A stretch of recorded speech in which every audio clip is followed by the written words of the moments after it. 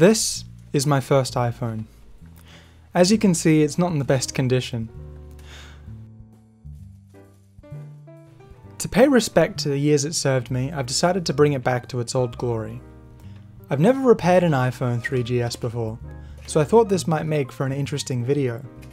Please don't rely on this as a guide to repair your own device though, as I will likely make many mistakes while putting this poor guy back together. I haven't powered this device on in over 5 years, so it should be interesting to see what's on it, if it even decides to power on at all. As I'm sure you can tell, the phone is completely disassembled. This is because I wanted to remove the previous expanded battery before it did any further damage, and also so I could try and repair the plastic chassis.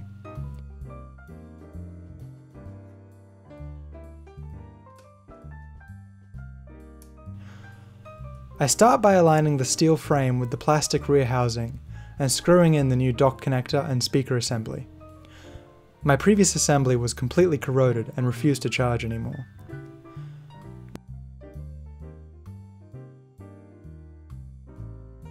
Next, I line up the flex cable for the mute and volume buttons and screw them into the steel frame as well.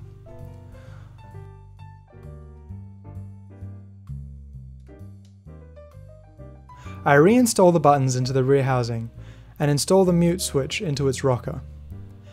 The whole steel frame can now come down and clip back into the rear housing. It can take a bit of work to get it to fit snugly.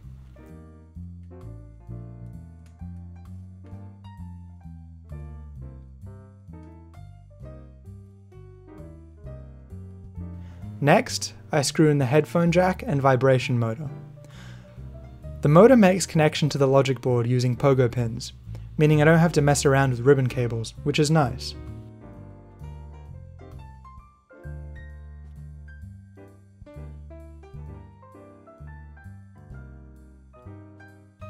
The new battery is adhered into the device, and similarly to the vibration motor, uses pogo pins to make contact with the underside of the logic board.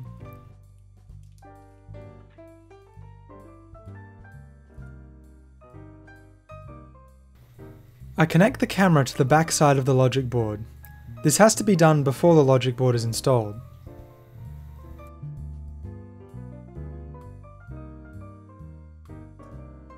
The logic board can now be lowered into place. Please keep in mind that if your battery has a charge, it will also power up your logic board, so be careful to not cause any short circuits. The board can now be fastened, installing its screws and connecting the ribbon cables.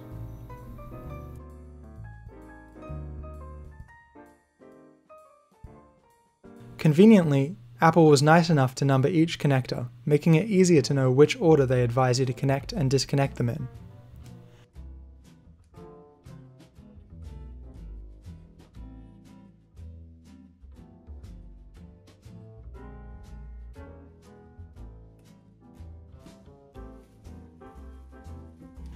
Now that everything is properly connected, I can install the display.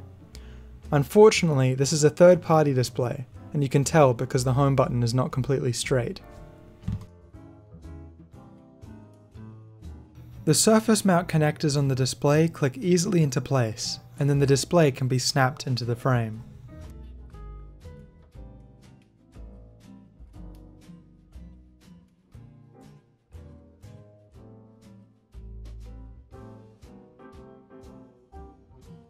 The final 2 screws can be installed.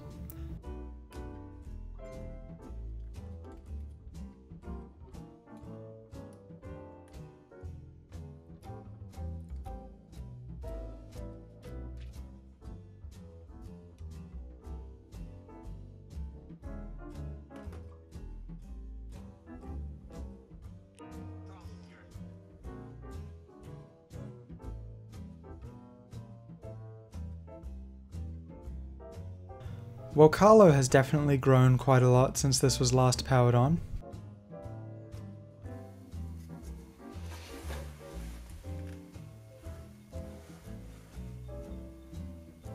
Now. Didn't think I was gonna let you see my password, did you? Maybe next time.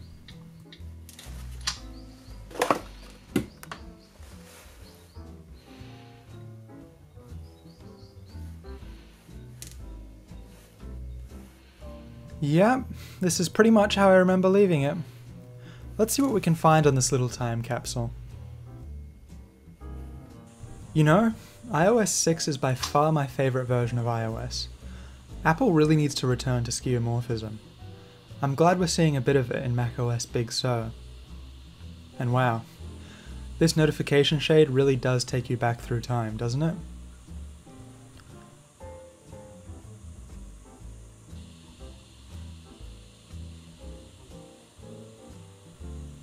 Unfortunately, it doesn't look like any of my third-party apps want to launch anymore, only crashing on boot.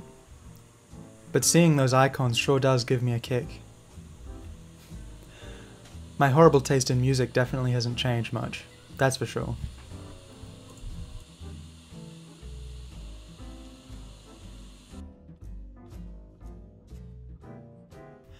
Thanks for watching. I know this was a shorter video, but after 6 months of silence, I felt like I had to let you guys know I was still alive. I've got lots of interesting stuff in the works, trust me. I think you'll love it.